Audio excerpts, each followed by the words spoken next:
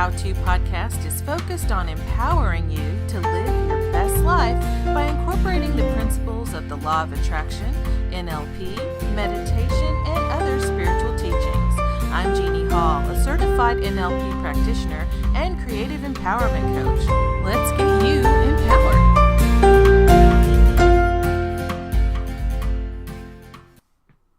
Hello, and welcome to the Create Your Empowered Self podcast.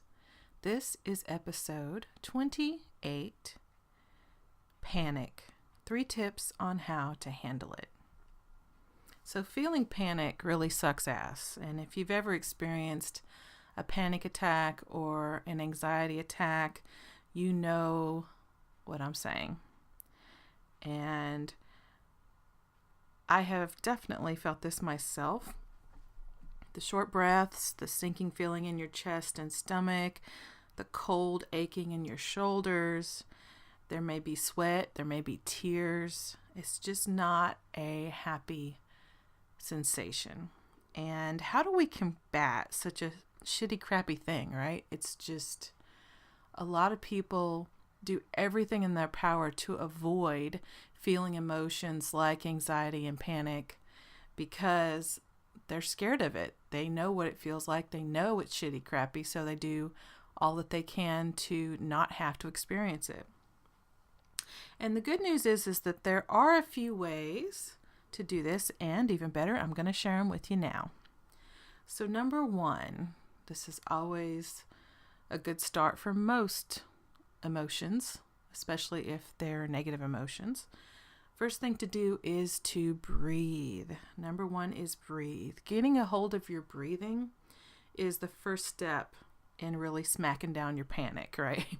Because if you're taking deep, lingering breaths, deep, lingering inhales and exhales, and you're counting and you're kind of forcing it to slow down, then that is going to help you to kind of deactivate that fight or flight mechanism that is causing you to experience the panic and anxiety in the first place. So first thing you'll do is you will take several breaths, and it'll be in this pattern. You need to count to 4 as you inhale, so a nice slow, then hold for 2, and then let it out, count of 4, exhale, right? And you're just going to do that over and over and over until you feel calmer, until you feel like the worst of the panic or anxiety has passed. And the reason that emotion just freaks us out so much and causes our bodies to react in the way that they do is because of what I mentioned before, the fight or flight mechanism. It gets fully engaged when we're in that space. So our body is wanting to run away, literally run away, because for whatever reason, it believes that it is in danger. It feels like we are in danger. Physical harm is going to happen if we do not run away. So that is why our panic gets activated. And if we are in that kind of danger, then that mode, those short breaths and that, intensity of needing to physically run away, well, yeah, if we're needing to do that, that's one thing. But 99.9% of the time, that is not what has happened at all. And it's more likely that you're just waking up in the middle of the night because you forgot to turn in a report for work or something. And, running is not the appropriate response to that. So first, you're going to slow your breathing. You're going to make sure your body is receiving the amount of oxygen that it needs. And it won't be if you're in a full-on anxiety or panic attack, because it's just one of those, kind of things. And so if you're freaking out and your body is not getting the oxygen it needs, it's just going to make it worse. So make sure you're slowing your breathing. Take a hold of it. Be purposeful. Do it on purpose with full intent of I am calming myself down.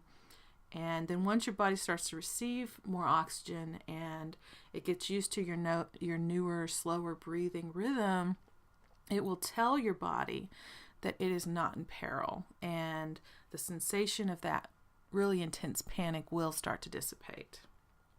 So my second tip on getting through panic or anxiety is to relax. So number 2 is relax, because here's the thing, guys. Remember, you are a spiritual being in physical human form, and you have a gift and the power to remind yourself of that fact. That knowledge is a gift. That understanding and clarity is a gift. And when you realize that, when you're in the midst of something like a panic attack and you just purposely think, wait, I am an eternal spiritual being in human form. I am okay. That can help to really counteract those anxious feelings. And also just you can kind of go to the spiritual side of that and really think of that and think of yourself as being that eternal, connected to God, divine being. Or you can go a little bit more the other direction and be more analytical and think about it this way. Is that report that you're panicking about, or whatever it is that enough to throw you into a panic? I mean, is it dangerous enough? Is it worth throwing you into a panic? Let your logical mind react to that, right? What answer is it going to give you? It's going to say, well, no, it's not worth panicking over. And then break it down. What will actually happen if that report is turned in late, right? Will you die? No, right? Will you get fired? Pretty damn unlikely you're going to get fired over turning in a report a little late, right? But these are the kind of things that we will have anxiety attacks over. A lot of the time we have those kind of panic moments, and it's not anything. I mean, it feels big in the moment, but when you really take a step back and say, well, worst case scenario, what's going to happen? When you really kind of stop and make yourself think about it, it's like, well, nothing that bad is going to happen, even in the worst case. Or nothing that I can't figure a way out of. So that's just something to remember. It's more likely that maybe your boss will be mad at you, right? Or they might even yell, maybe. Or if the report is late, will that cause someone at your job or your work or whatever it is you do to experience some inconvenience? It might, right? Again, not the end of the world. Even if any of those things do happen, these are not fatal things. These are not life-ending, world-shattering things. So how much importance do you place on these events, right? How much importance? Really think about it. If no one's life is actually hanging in the balance, then that's a good time to really gain some perspective and become aware of the truth that everything is actually okay and you're not in any real danger. And if something like a worst case scenario does happen, like losing a job, there's always other opportunities and options available to you as long as you believe that they are. Because as long as you believe that there are other options available and other opportunities that will come open for you, then lo and behold, they will. It's amazing how that happens.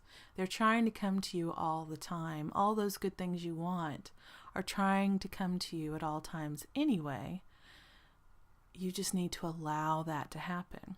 And the way you allow that is you change your beliefs to, I know that they're coming. I am worth those good things happening to me. I deserve those good things happening. And keep that at the center of your heart and mind, because that will make all the difference for you. So that's in worst case scenario. And most of the time, none of that will happen anyway. Remind yourself that you are loved and supported at all times, Because going forward into your life with that belief, with the belief that you are loved and supported at all times, is going to make for a much more satisfying, fulfilled, happy, calm, peaceful life than the belief that a report being a little late is life ending, right? If you're living in panic mode all the time over little shit like that, how happy are you, really? So take a moment and really think about this. Consider what you're freaking out over and whether or not it's worthy of that. And something else you can do when you're in the midst of something like this, move your physicality a little bit. Get up. Like if it happens, to me, sometimes it happens. It can happen any time of the day for me. But for me, it does tend to happen a lot at night. And so if you need to get up and give yourself a physical hug, wrap your arms around yourself, if you need to listen to some soothing music, if you need to do some yoga poses, if you need to just stretch your body out, if you need to listen to a guided meditation, read something inspirational, then that's totally fine. Interrupt that panic mode on purpose and see what happens, right? It kind of empowers you. It gives you back your control, because being in a panic situation means that you feel like you're out of control. And by taking that power back and saying, no, I am the one in control of my life. I get to decide what happens next. I do. Nobody else. Nothing else. It really does help to remind yourself of the fact that you're the one in behind the steering wheel. You really are in the driver's seat. So, and also doing all those things tends to remind you of that truth that you are loved and supported, and that whatever is happening right now that's freaking you out, it is all going to work out in the end. Just remember that. And another thing you can do is a technique that we use in NLP, which is where you imagine that you have stepped out of your body. So you step out of yourself and you walk away like 10 paces. And then you turn around and you look at yourself from 10 paces away. And from that 10 paces away slot, which is the first, when you're in your body, it's considered first position. And when you're out of your body, 10 steps away, or however many steps, that's considered second position in NLP. But basically what it is we can look at ourselves from a more objective distance. We can separate ourselves from that panicked emotion a little bit, and we can see our body. So imagine you're doing this, and imagine what you look like as you're standing there. You can see what your shoulders are doing, what your head is doing, what your hands and feet are doing. Are you trembling? Are you huffing and puffing because your breath's short? Are you sweating? Are you crying? Are you sobbing? Are you shaking? What is going on? And from that more distant perspective, you can look at yourself and just have compassion and love for yourself and say, hey, I'm looking around and there's nothing that's actually going to kill us, right? There's nothing here that's going to kill me. I can see that. Everything is going to be okay. And you can kind of calm yourself out from that. So any of those techniques, try any or all of them to help you in that situation. And my third tip for handling anxiety and panic is say thank you. In other words, gratitude. And for me, gratitude is the single greatest cure, because that's what I've been literally doing here lately. Those of you guys who are my regular listeners already know I've been going through a really massive transition of leaving my day job and doing my coaching full time. I have a little bit of a part-time teaching job that's going to start after the day job ends. But in the meantime, the whole financial consideration of that is scary. Just no joke. It just is. And so I have definitely had my share of panicky moments. And especially once I made that decision, it was and made it, kind of finalized it, that's when the bouts of panic and anxiety really ramped up for me. So just understand, when I am sharing this information with you, I am sharing it from a perspective of someone who's gone through it, from someone who deeply understands what it feels like to freak out, okay? And this has helped me tremendously, so that's why I'm sharing it with you. And the difference is, now, when I fly into panic mode, I go straight up gratitude. I just stop and I immediately just start saying, thank you, thank you, thank you, thank you, thank you, thank you, thank you. And at first it's fast because I'm panicking. But as I go on, I try and put in my mind what I'm thankful for. And what I'm thankful for is that I live in a loving, giving, generous, supportive universe with a loving God, with the sense that I am physically safe at all times and secure, that no matter what happens, everything's going to be okay. And when you have that core belief, when you develop that, and then when you say thank you, thank you, thank you, and you start to slow it down and you start to not just say it, but actually feel it, feel the change in your body, you'll literally go from this achy, cold, pit in your stomach type stuff to this warmth and this calm peace that'll just kind of float over you.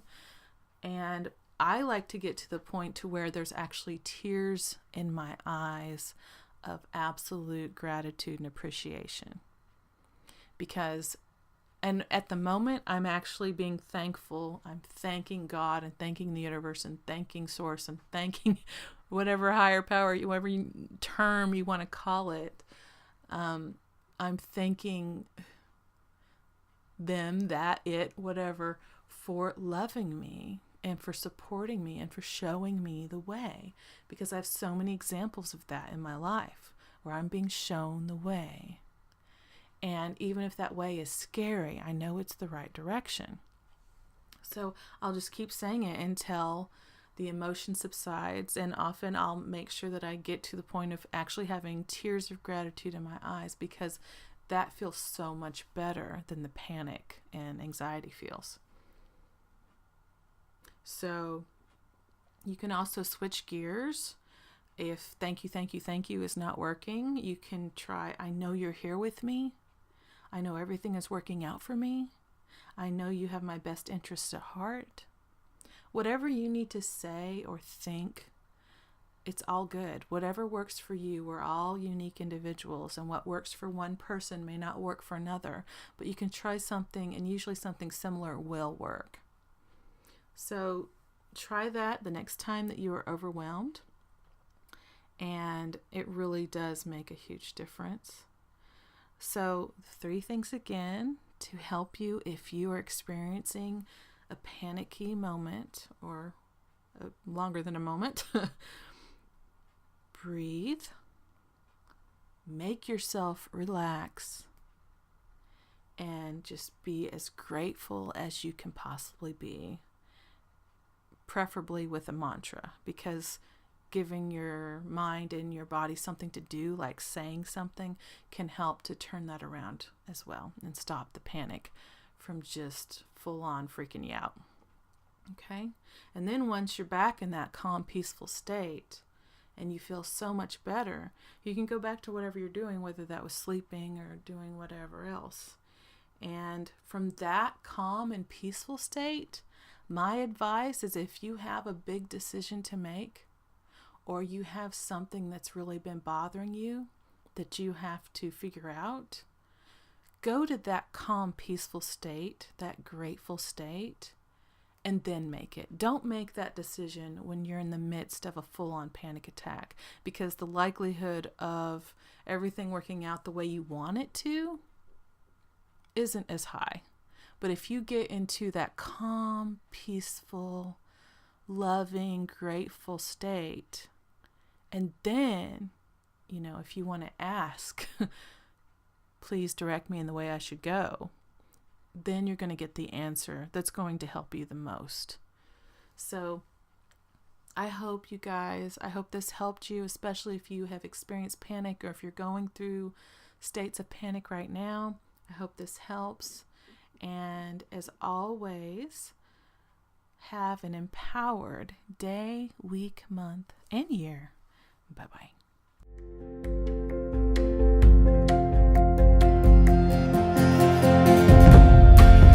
Thanks so much for listening to the Create Your Empowered Self podcast. If you've enjoyed this content or found it helpful, please let me know by leaving a review. I upload podcasts every Wednesday and Saturday, so subscribe to receive these regular updates. Now, go out there and live a more empowered life.